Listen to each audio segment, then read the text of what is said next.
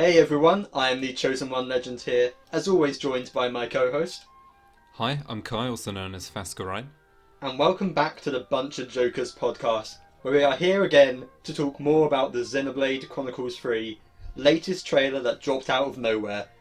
Now, we're just going to go straight into things here. We've already done a video that's on all the story and characters. It's a two-parter, so there's two parts of it.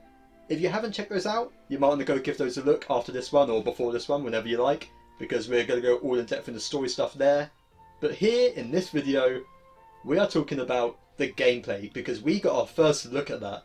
And Kai, seeing as you've got the notes, man, you want to start us off? What are we looking at here?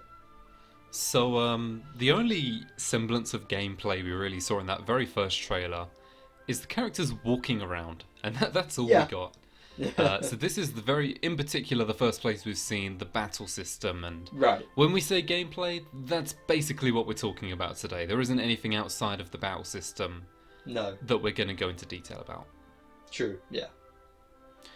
But in terms of the gameplay, we saw a lot. It's a whole new battle system with a ton of different little details and mechanics for us to go into. Yes. Where do we even start with this? Good question. So I suppose in terms of like the core, battle basics that people are familiar with, the gameplay is the same in terms of it's real time. Battles take place out on the overworld. You've probably got things like auto attacks. You've got the UI looks similar. So in terms of, it's not like the UI is functionally kind changed of, at its core. yeah, it seems very much to take after Xenoblade 2, mostly, which makes sense since that's the most recent one. Yeah, the game's not suddenly gone like turn-based or No. anything crazy like that. It's what you'd expect there. Yeah. But there are a lot of little changes to go over, and I suppose, where do we start? I would like to start, I guess, on the UI. Would probably be the easiest place, sort of ease us into it. Yeah. Because when we get onto the classes and the roles and whatnot, oh boy. So, first of all, the biggest thing everyone saw first, 6 active party members at once, minimum. Yep. That's new.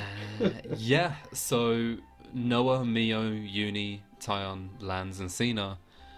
They're all like the permanent party members. You can play as all of them, and you can have all of them out on the field attacking at the same time, which is insane. Yeah. I mean, I think we pointed out in the last first trailer how we saw all our characters meeting early on, and we revealed all our characters, which is different to like Xenoblade 2, where you don't know who's going to join your party all the time, and you're kind of wondering why that is, but now it makes sense because this game's mechanics seems to be built around there being 6 party members out on the field at pretty much all times, probably outside of the tutorial area, but other than that, it looks like it's going to be built around this system, and that's going to be a lot to keep track of. It's actually nuts. It's such a game changer that we have 6 party members out.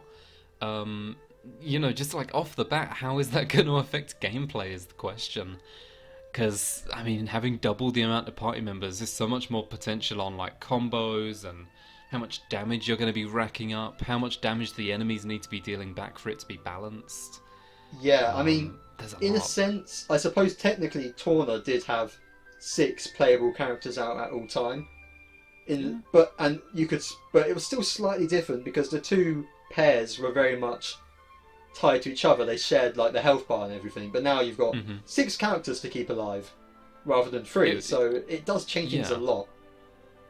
The difference is that there were 3 active party members at any point in those games, whereas this one there are 6 active party members, which is just it's crazy.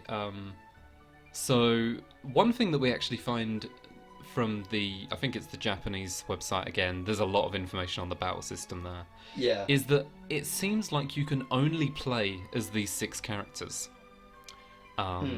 So there are other temporary characters we saw across the trailer. So Riku and Manana, Valdi and Xeon were all examples of 7th characters. Yeah. nowhere actually says that they are temporary, but I'm assuming they are.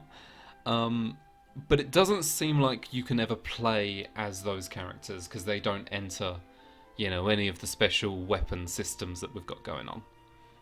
Yes. But honestly, I'm okay with that. I think it's makes a sense. worthy sacrifice. Yeah. And it makes sense. But yeah, 6 party members. I mean, I'm really curious to see how the game balances that. It should be fun though. Absolutely. I suppose actually, I'm just looking at it now. One way that it might be balanced is the fact that at level 32, half the characters don't even have 2000 HP yet. At what point do they normally have that amount of HP? Let me... I would not be able to tell you, but it would make sense that if you're going to have more characters at a time, that would be a way to balance it. Yeah, I mean, I'm thinking, what level do characters normally hit sort of certain amounts of HP? I feel like by level 30 they have way more than that, which maybe this is the way they counteract it, is all the characters have like way less HP. Yeah. So, maybe there's that. But yeah, outside of that, in terms of the UI, I think it's looking very clean here. I like it. I think it's good. Yes. Like the blue bar for the health is looking nice. It's all like the same sort of... God, I've got to get my GCSE maths in here. Parallelograms, rhombuses? Which one of the two? Yeah, like I said, it very much seems it's done the Xenoblade 2 approach where it's tied to your buttons. Each move is tied to a button. Which makes it nice and easy to quickly access stuff. You don't have to scroll through a bar or try and find the move at the right time. It's always there ready for you to press, so... Yeah. And I like the sort of orangey tilt and everything. It's got that sort of... It's nice, yeah. Yeah, it just visually looks... It displays a lot of information, but it does it in a way that isn't too overwhelming. Yeah, and there's that screenshot people are posting of like, if you're worried about the UI, look at this screenshot from Xenoblade 2 that has like overdrive and the blade combos and everything. Yeah. I'm used to it at this point. Yeah, with like the character icons on the left, we can glean a bit more information from there. I'm saying that word a lot. There's a green line, first of all, below the HP, which I think... And there's also a purple line. Now, I have no idea what either of these lines mean. First of all, I think the green line is XP. Because everyone's is about the same, and you don't see it change at all during the battle.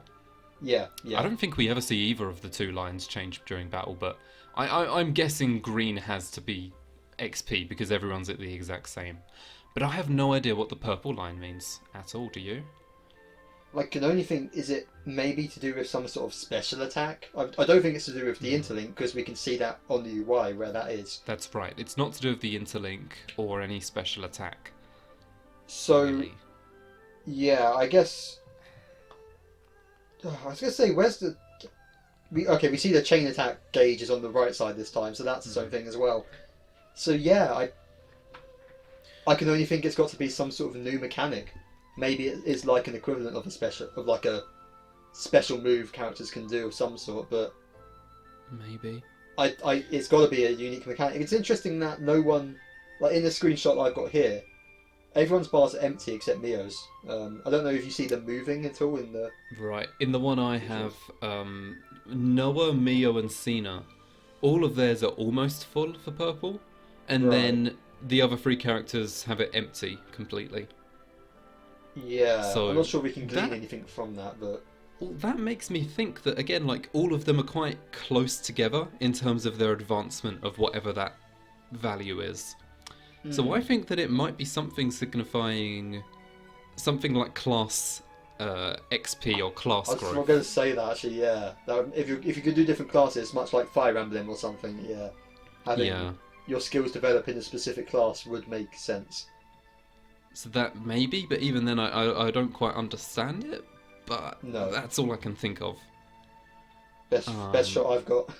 It's a mystery, yeah. Outside of that, we have on the left of their pictures, you can tell what role they fill, so attack, defense or support. Yeah. So that's back. And that's also like a good way of knowing, I guess, who's using what weapon as well. is again another thing Yeah. we'll get into later. So, just a nice indicator. Outside of that, the characters often have like shield or buff symbols next to them, Yeah. indicated by blue. Now, I, I don't. What do you think they mean? Do you think they mean like buffs or something Well, different? I can literally see in the screenshot I've got right now. I can send it over to you. It says it's being used on someone in the field, and it says attack up. So. Oh, Oh wait, really? Oh, actually, please do. Yeah. oh wait, but there's another one that says evasion up, but they're both the same symbol. Let me send this over to you. I've got like a gallery full of screenshots, so let me just find the specific one I had. It's the one of a Mordo Blanc, so. Right. Yeah, God. I thought at first that it just meant defensive and offensive buffs, but now I'm not so sure. Okay. Um, Yes. my, So my, if you, I don't know. so Actually. we. Oh, this is a different one, but you can specifically see there's an arrow with evasion up underneath it in the middle of the field. Ah, there is. So that would indicate a buff of sorts. But in this one, you can also see there's the same symbol, but it says attack up. So it seems. So maybe. That's my fire alarm. Nothing bad. My mum has left the door open when she's cooking. I think. Give it time. Alright. There's actually. I'm still thinking, yeah. What are all the random shields floating about? Because the shields are floating above people's heads. I mean, There we you'd go. think that. Yeah, there we go. You'd think that the shields would just be defense, but it's but it's weird because the arrows seem to indicate multiple different things. They do, yeah, and So- sometimes people have got multiple up arrows, so maybe just an up arrow means a buff, Yeah, and the but defense symbol means something completely different. maybe yeah. Do we Maybe don't like see a more defensive stance. we don't see more than 2 defense symbols on the person's profile at a time, do we? Whereas we see multiple No. arrows. So I don't know Yeah, what that could mean, but obviously it's some sort of buffs applying to them. yeah, that's a bit of confusion there. We have no idea what that could mean, but yeah, I mean, if the up arrows are all buffs, then maybe it's something just different, completely different. Yeah. I can't see anything in the gameplay indicating how that changes. Again, maybe we just missed it, but yeah. Could just mean buffs, though. Maybe. It could be. And then also, I guess the last thing for the character UIs is that you can see when they've been inflicted with some statuses, such as poison and break are 2 statuses you can see throughout Yes. parts of the trailers. In one of the screenshots you sent me with Taeon, you can see the poison on him. So, that's nice. Again, I think it's fairly clean, straightforward. It does what it should. It's good. Yeah, very reminiscent of past games, sort of. Yeah. And then moving on to the enemy UI, because that's equally as detailed. There's the normal stuff. You've got the HP and the level at the top in the with the HP bar. One interesting point is that the enemy's name is replaced by an art when the enemy is using an art, which I like. I think that's quite good. It's a good way of being able to see what art the enemy's about to use. That makes sense, yeah. So, that's quite convenient. In the top right of the screen, you can see how many enemies are aggroed. I'm guessing that's how many enemies are in battle right now, that are engaged in battle, not just how many are aggroed onto you. I would imagine so, yeah. So, but that's a really nice indicator. Say if you're surrounded by hordes of enemies, you've got a good idea of what's going on, or if you're wondering if is this enemy actually part of the battle or not. It's nice. Yeah. Especially with 6 party members, I imagine that number may tick up to double digits quite easily. You might be outnumbered at some point, so I'm expecting. Yeah. There is actually a symbol on the left of the enemy's name, sort of signifying the type of enemy it is. So the Mordo Blanc kind of has a monster symbol next to it. Yes. The Kevis Soldier has a sort of a soldier symbol. And I think that'll be important for whatever the equivalent of Orcs Cause is in this game, for humanoid hunter, beast hunter, aquatic hunter, you know what I mean? But on that note as well, I noticed that we don't see any elements, so it seems like that is a mechanic that's not coming back from 2. Good point. I forgot to mention that, yeah. Yeah. No more elements of any kind, which I'm okay with. They explored the idea in Xenoblade 2. They did it good there. They didn't need to bring it back, I guess. Yeah, mix up the mechanics each game. I'm cool with that. There's already enough going on. Exactly. We don't need elemental combos in this as well with fusions Yeah. and all that crazy shit. So blade combos are somewhat gone. Yeah. With elements. However, we have learned that Break and Topple are back.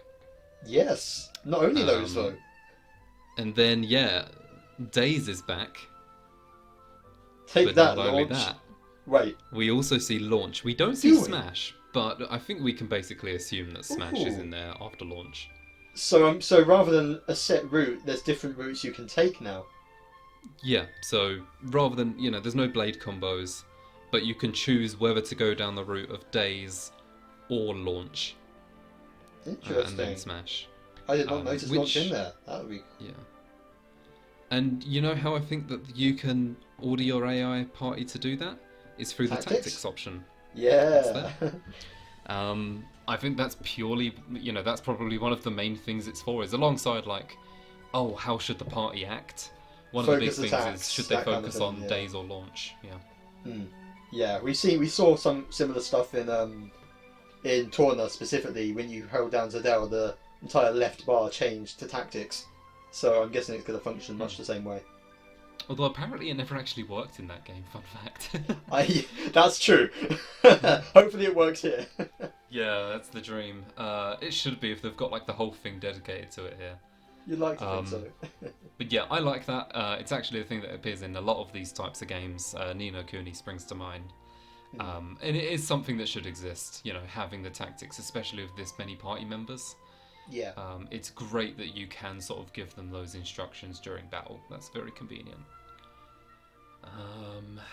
Let's see. Status effects are also on the enemy UI, just below the HP bar. You can see what they're being inflicted with. Whereas the break topple stuff I should have mentioned is on the left of the UI. What else do we have? On the right of the UI, occasionally, there are exclamation marks. We saw a green one and a red one. I suspect that green ones are for enemies that you need to fight in quests, and red is enemies you need to fight in story. That makes sense. I think it's just as simple as that. That's what it's indicating. Maybe it's indicating unique monsters and bosses, but based on the enemies it's been on, I don't think that's the case. Yeah. So yeah, that's cool. And then the one big thing that I feel like a lot of people have missed is the wings on the enemy icons. Oh yeah. So throughout different enemies that you fight, it seems like these wings grow they're at different levels. So for example, against the Mordo Blunt here, it's at blue, and that is kind of its most tame level. That is the enemy at its base, almost. You also see it against the Brog there. But then as it advances, we see that the wings sort of grow more yellow and orange, and then eventually they grow to red. And then eventually after that, they can grow to being huge wings that are red, bold red, fiery. Even I think the HP bar gets fiery as well. So what I'm imagining is that is some kind of an advancement on the enraged system that monsters currently have. That would make sense, yeah. So kind of as the battle progresses, enemies have triggers that cause them to become more enraged. Or it's possibly just as they lose HP in certain ways they become more enraged. But there's definitely something there that the enemies are going to become more fierce, as indicated by those wings, which I'm a fan of. I think it's a really cool way of showing how regular enemies are going to get stronger throughout the fight. Yeah. So it looks cool. I like it. And hey, I don't have a problem with them expanding upon the enraged system, especially with 6 party members. It's something that's necessary. Absolutely.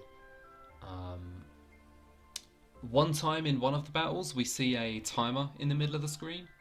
I'm assuming that indicates either a time attack mode, or most likely a unique monster timer. Right, So, yeah. I don't think it appears in battles normally, but again, something special like that. And then lastly, when you're targeting an enemy, there's like that red diamond with a circle inside of it on top. I'm pretty sure that's what that indicator is. It just tells you who you're currently targeting. Yeah, very similar to the 2. Yeah. With as much chaos happening in the battle as there is needed. Gotta have a central focus point. So that's kind of those bits out of the way. Again, a lot of like the minor UI parts. Hmm. There's then... I mean, you've got the list of notes here. We've got 4 main topics to still talk about for the battle system. Which do you think's best to approach first? Oh god. Since we're going through stuff on the UI, should we do arts maybe? Okay, I think classes and arts work best together. So yeah, let's do that. Yep. Where do we start with this? I guess the functioning of arts. They seem to function roughly the same as in, well, similar to Xenoblade 2. Every character has 3 regular arts that operate on a cooldown. I actually didn't check whether they operate on a time cooldown or an auto-attack cooldown. I think it's auto-attack. I didn't actually check that. That won't be hard to find from the trailers, I'm sure, but I'm assuming auto-attack. And those are on the right side of the screen, the top, bottom, and left arts on the right side. Yeah. So those can be used. They've got effects like you'd expect for those regular arts. And when you use them, they build up the rightmost art, which normally is like a blade art. But here it's just like the special 4th attack. Yeah. So for example, Overclock Buster is one that we see belonging to the fighter class of Noah. Yes, seems more like Xenoblade 1 talent art kind of thing, I suppose, in a sense. Yeah, pretty much. Yeah. They do operate on that basis for both games, where you're using the other arts to build it up, and then that middle art is then used as the big effect. Yeah, it doesn't seem to have levels like specials or anything, so... Yeah, no levels there. And then, relating to that, we should get into classes, where it seems as though classes can be swapped around. Everyone can swap their classes with each other. And they swap clothes. Yeah, which is crazy. It's so funny to me. It's like, you know what it reminds me of? It's like, the jokes of like, when you're on a call pretending to be someone, you dress up in their clothes. That's like a running joke, like, oh, I'm gonna phone in to school sick and pretend to be my mum, so I'm gonna dress up as my mum, like that sort of joke. Yeah. It's not just like they're wearing similar clothing, it's like they are wearing their clothing, like, mate, have you got a spare shirt in your literally wardrobe? each other's clothing. I guess they've all got like copies. And it kind of works. I'm not against it. I think it kind of works. It's really funny to me, but I like it. Yeah. I think it looks good. So that happens. That's something that you develop over time. Again, possibly indicated by the purple bar. I don't know. And what it allows is for you to swap the roles of the classes. So possibly it changes people's stats and whatnot. It changes their roles. But the most important thing is that it changes their arts that can be used in battle. Yes. And it says that over time, as you hone it, again, I'm gleaning a lot of this from the GP website, you can eventually use the arts of multiple classes at the same time. So as you master these different classes and get better at them, you'll be able to mix and match the arts from each class. Yes. Which I think is pretty cool. I think it's going to open up a lot of opportunity in terms of like what is the best build for each character. Yeah. I know I'm going to be the psychos are like, I'm going to keep it as it is and not get too confused, at least my first time around. But it's the equivalent of using only Shulk in Xenoblade 1. Yeah, that's it. Mate, I used Rex with the first 2 common blades you get, including the one Gramps gives you, so I'm a man of tradition. Yeah. But it's cool you can do it. Yeah. It definitely seems like that might be possible, but to optimize, changing classes and having these best of everything might be the way to go. Yes, yeah. So, again, that's something that you develop over time. Maybe there's some kind of menu that we get a look at in the future that will show us more about that. And yeah, it just says that it doesn't seem like there's only the free roles of attacker, defense, healer. It seems like every character has their own individual arts and individual weapon. We know this because in one of the parts of the scenes, Noah is using a hammer. So he's still an attack type, but he's got completely different arts pertaining to the fact that he's using Cena's hammer. Yeah. So that is going to be a thing where basically you've got 6 different classes, essentially, and you can choose to mix and match them, which I hope that it's good. It looks good. Yeah. So I sort of need to know the details of how it works to know more, but it seems good.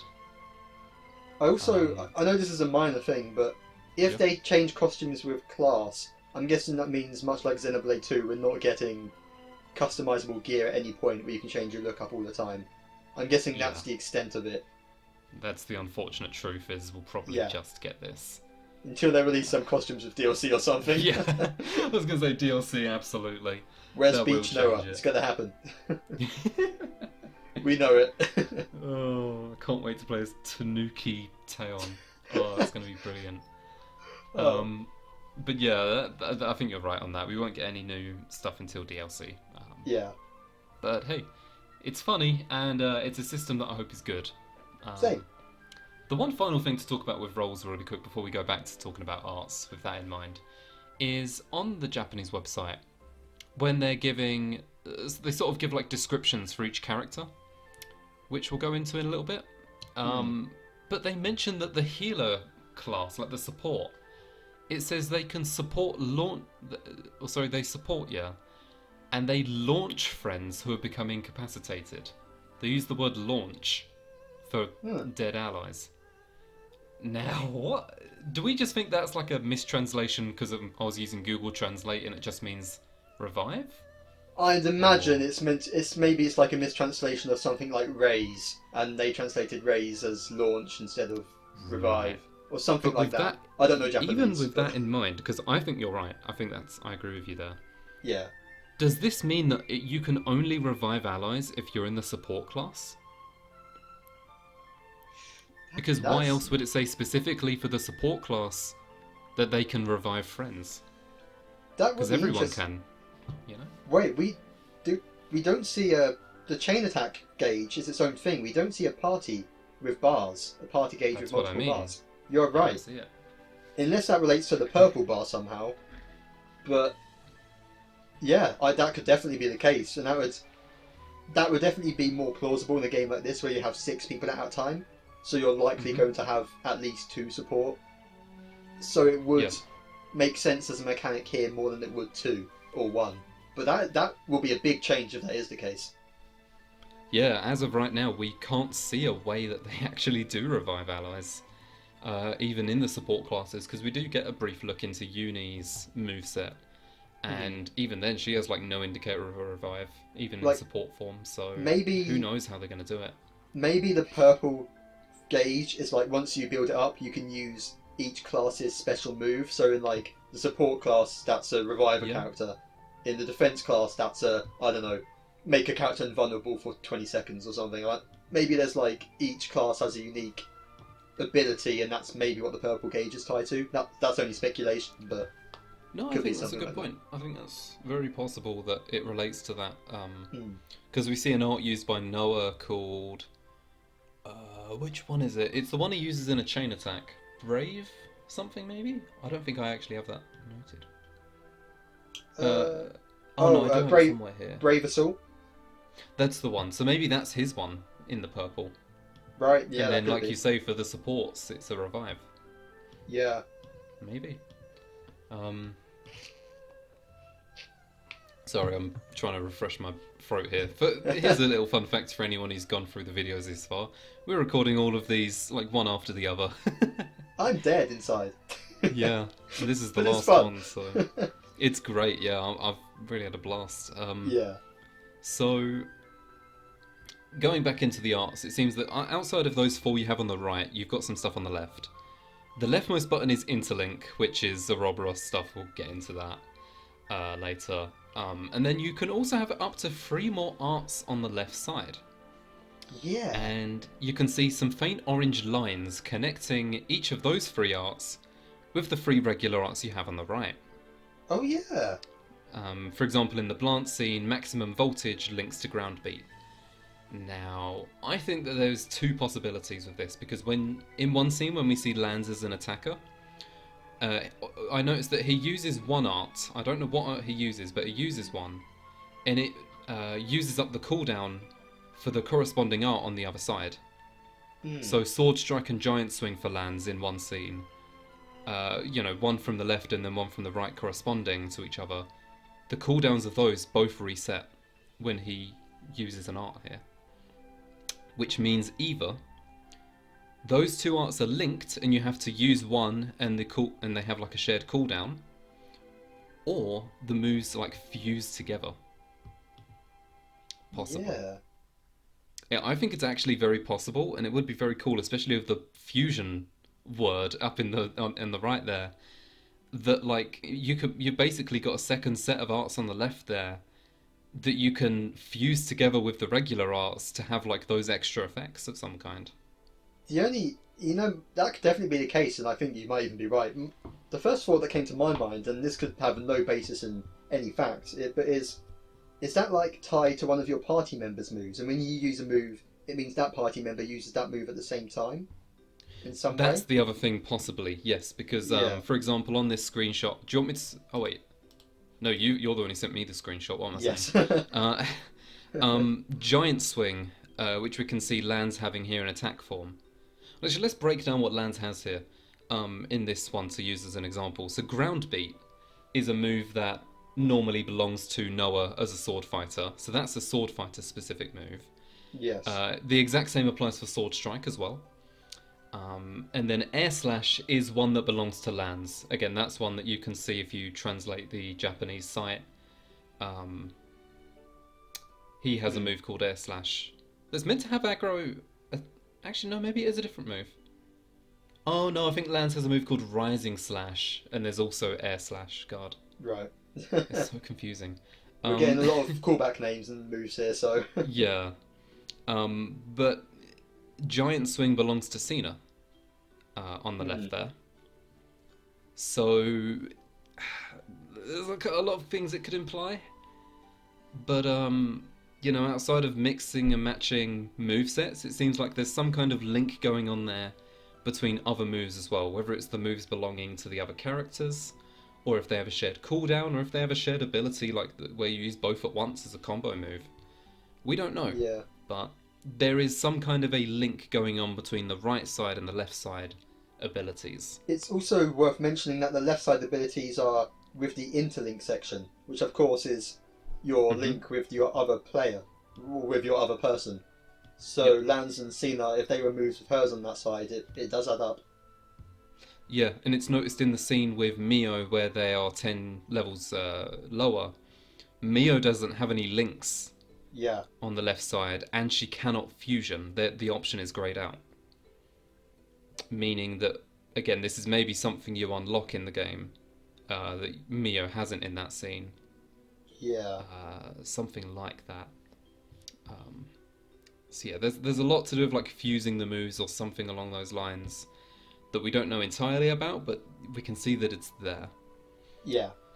So make of that what you will. I suppose then the final thing about arts to go over before we go into interlinking and chain attacks is I did compile all of the moves that we can see into one. And I also, using the Japanese site again, have gotten some info on the actual classes of the characters themselves. Right. So I'll go through them really quickly. Noah is called a sword fighter. That's his class when you wield the sword. It says he's well balanced and good at fighting bosses. And again, I think this is specifically talking about the role, not the character. Yes, So, and it makes sense for your default class to be a sort of balanced. Yeah, it's good. On the attack side, I'm guessing, but overall balanced, as they say. Yeah. So he has Edge Thrust, which is a backup. It's your backslash sword bash. I Of course. You've got Ground Beat, which is an AoE move, and Sword Strike, which is it breaks when used from the side, like Air Slash. No, Air Slash reduces agility. Slit Edge.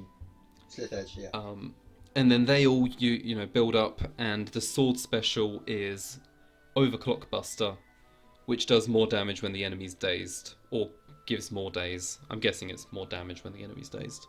Yeah. So that's that side of things. He also, Noah went in, he has like his other forms, his hammer form, which we see a bit, but we don't need to worry about that. I don't think we need to worry about the arts that he has on his left, because I think that all of the arts on the left side are just taken from other classes. Yes.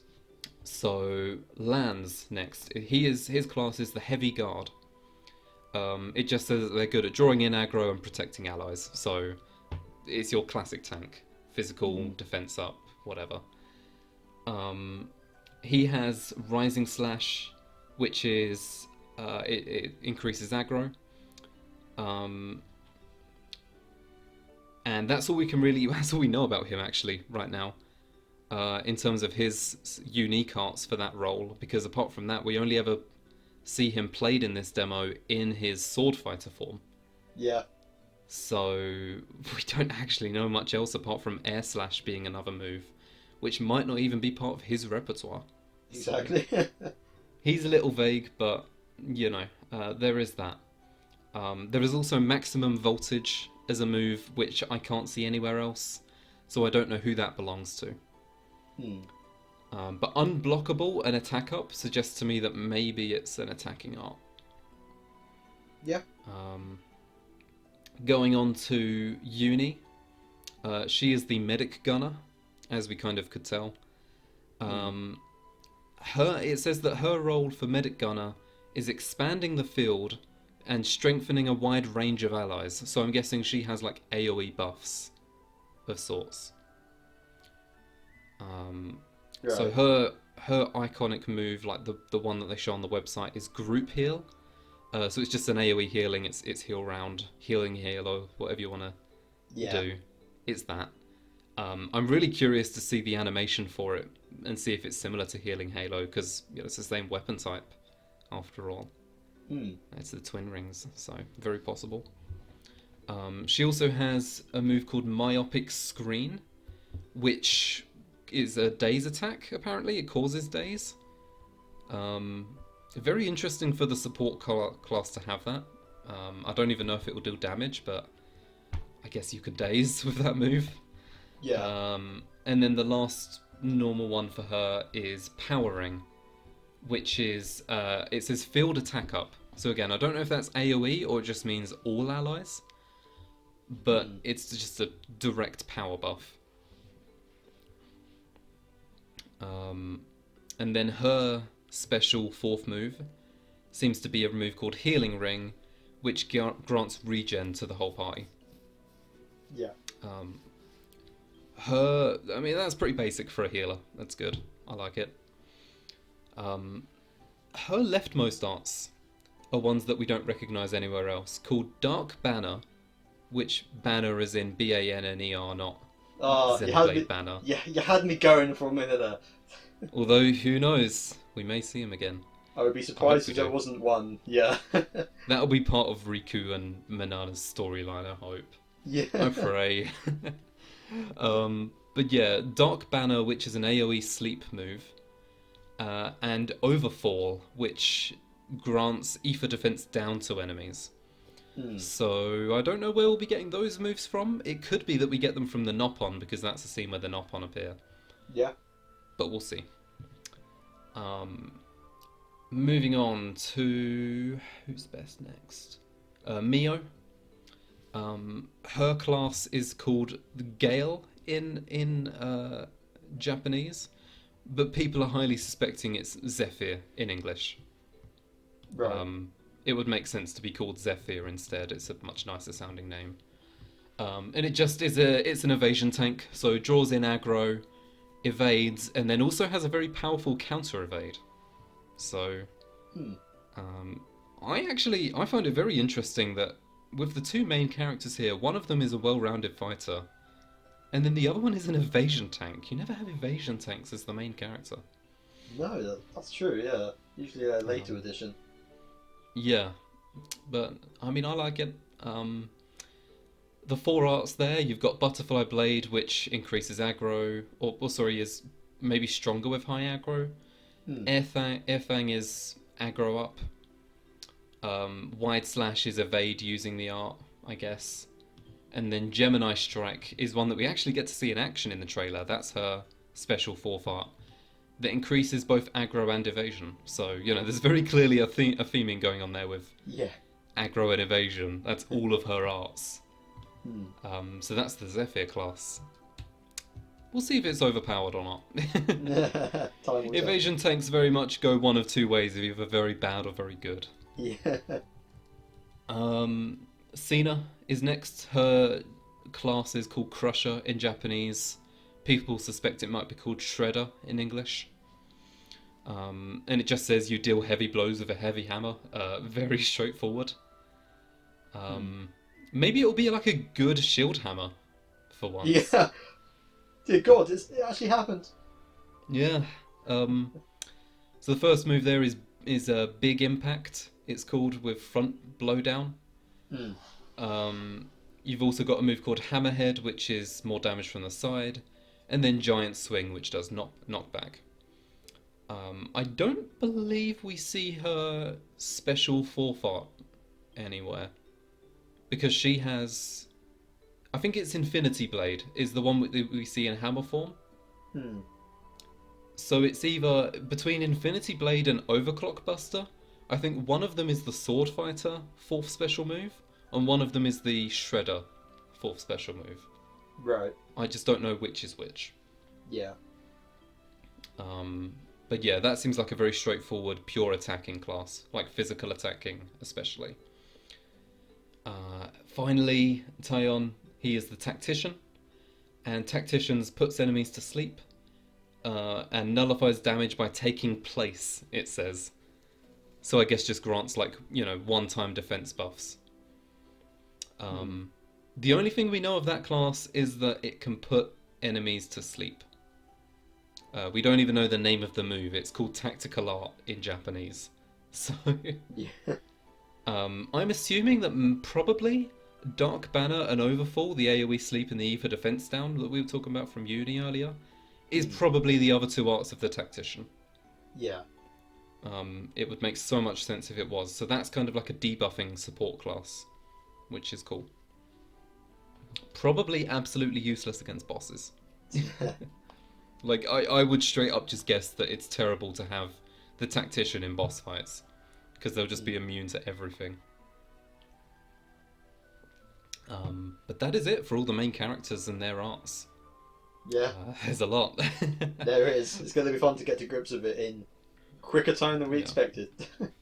Yeah, it'll be interesting because, you know, there are 6 very clearly defined separate classes here, and how that combines with the innate abilities of each character. You know, what does each character have unique to them that differentiates them from the class that they normally have? Yes, You know what I that's mean? true. Yeah. Probably like HP and stuff, but we'll see. We're now left with 2 points, Matt, and honestly we could do these in either order, so what would you prefer to talk about? I will leave it to your judgment, Kai. Okay. Let's talk about chain attacks. Chain attacks are in the game. We see that they're built up like normal, basically, like, you know, getting special effects off gradually. But it's like a dial-up now, like a sphere, which is kind of Yeah. cool. No more bars. So, yeah, you activate the chain attack, and the chain attack has a damage multiplier as you do. And then there's a couple different things to look at on the screen of that. So first is we see a completion bonus. So for Noah, it's attacks gain 70% chance to bypass defense in chain attack. I'm guessing maybe that completion bonus is... I don't know. Because it's called a completion bonus, so you think, oh, that's the bonus you get at the end of the chain attack. But it says attacks gain a 70% chance to bypass defense in the chain attack. So I don't know what that means. Maybe you can beat it, you can unlock it at a certain point in the chain attack, and then it applies to the rest of the chain attack. I would imagine is the best I can think of. Oh, that's a good point. Because this is another thing to get onto, is all the characters have like a number on them, and it seems you can activate the character's attacks in any order. So maybe that's right, is when you use that character's attacks, so Noah in this instance, you gain that. Yeah. Okay. We also noticed that there's a big attack done at the end of the chain attack called Brave Assault. And I'm suspecting that this is done when the tactical gauge reaches maybe 100%. Yeah. Now the tactical gauge is something that's going to be... That's very important for chain attacks in this game. It's your equivalent of continuing the chain attack colour in Xenoblade 1 or keeping the orbs broken in Xenoblade 2. Right, yeah. So the tactical points gauge, also known as the TP gauge, starts at 0. And I was very confused the first couple of times watching this through, because I was looking at it and going, what the hell is TP? Yeah. Is there TP in this game, like, you know, in like regular attacks? It took me a while to realise it was tactical points. So each character has a number corresponding to them from 15 to 35 in the trailer. And when they are chosen to attack, that number is added to the gauge. So we see, I think Mio attacks with like 20 or 25, and that is added to the gauge. So that is the main way of adding to this gauge, to make it reach 100 or beyond. However, there are other factors that will increase the tactical gauge by smaller increments too. So roll match is plus 10. I don't really know what that means, but that's activated. We have force match plus 5. I don't know what that means. Something to do with the role of the classes again, I suspect. And then finally there's a lot of plus 1s we see. We see them 4. I'll list these out because we don't need to go into detail.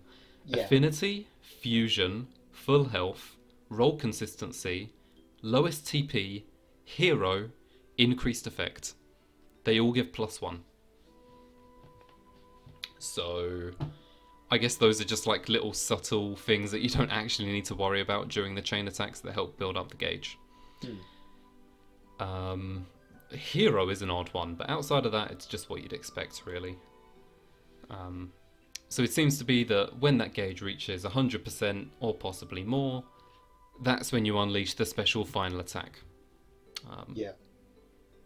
Makes sense. Basically, chain attacks are now math. Oh no! I mean, it is if you have to add up to specifically 100, but I don't know. Yeah, it'll be interesting. It'll be interesting how it works in gameplay. I think it's one of those things where it's hard to... Like, if you look at Xenoblade 2's orb system, you try to look at it and explain it to someone, and they're going to be like, I do not understand any of this.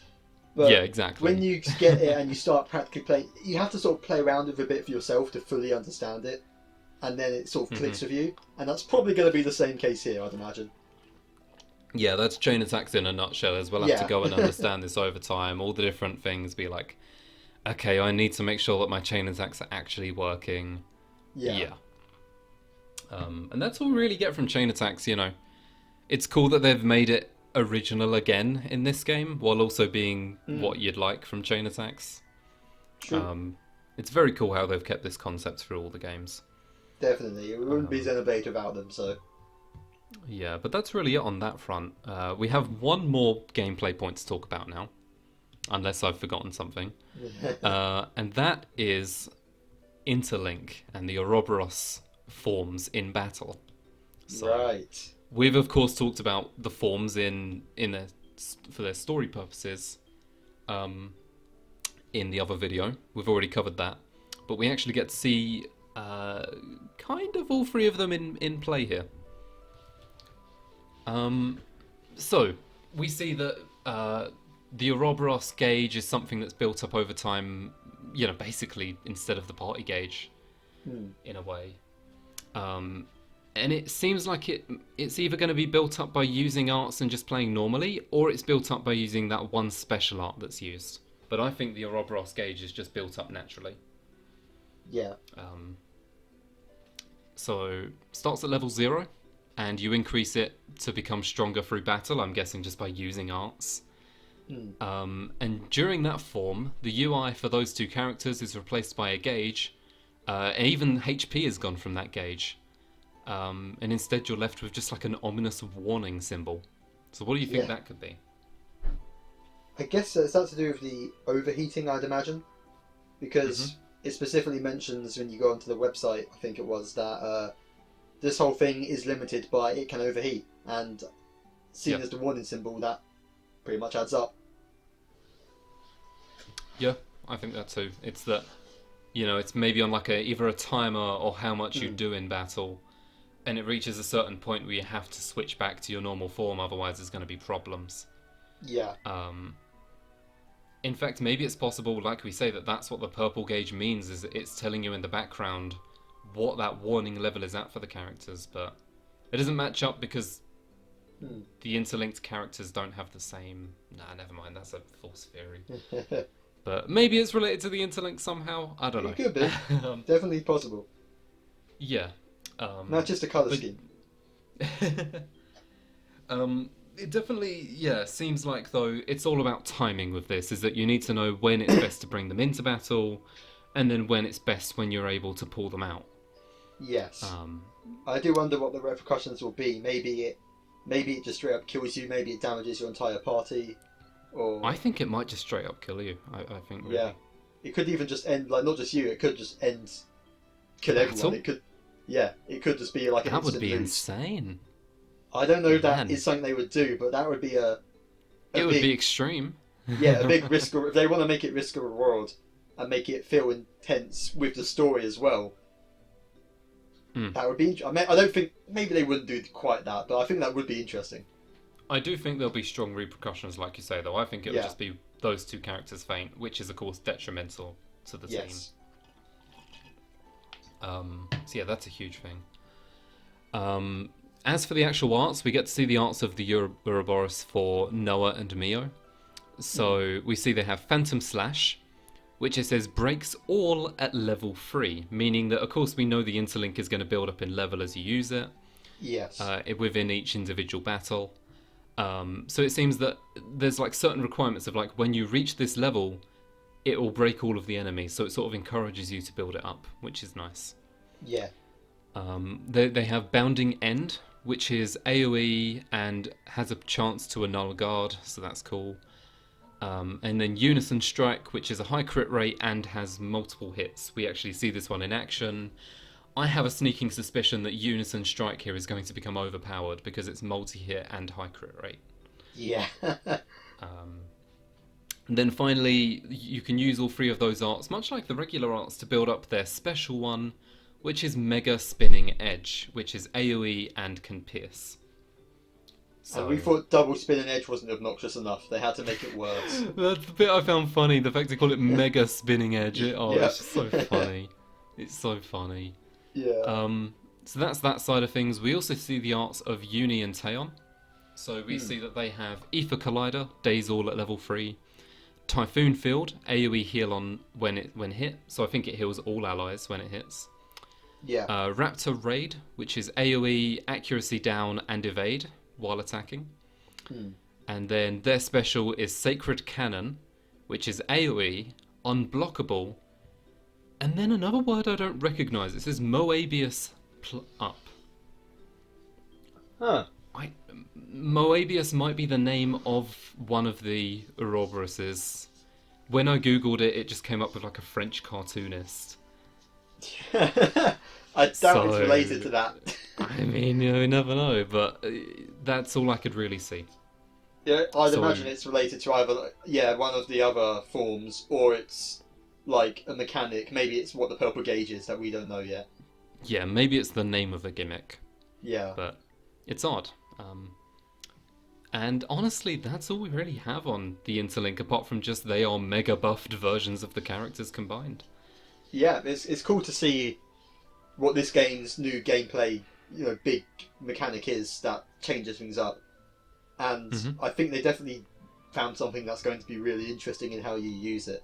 Especially as we learn more about it. There's still so much we don't know at the current time, but I'm sure we're going to be finding out. Yeah.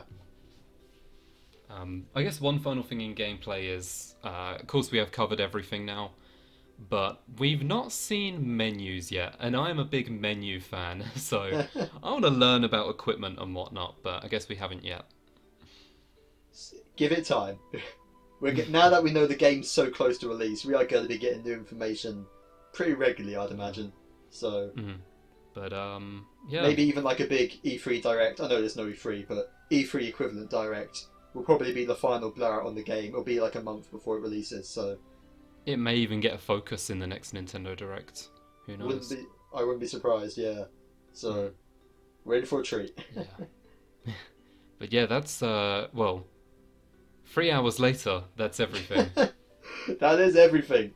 For a 3-minute video, can I add? For something called the release date trailer, there was a lot more than the release date there, let me tell you. It really, really was. Oh my god, I'm exasperated. Yes, but thank you. Thank you for sticking through these videos. And whichever ones you checked out, all of them, one of them, we appreciate it either way. And yeah, please stick around us for more deep dives and analysis on future Xenoblade content. Maybe not to this degree, but there'll be more for sure.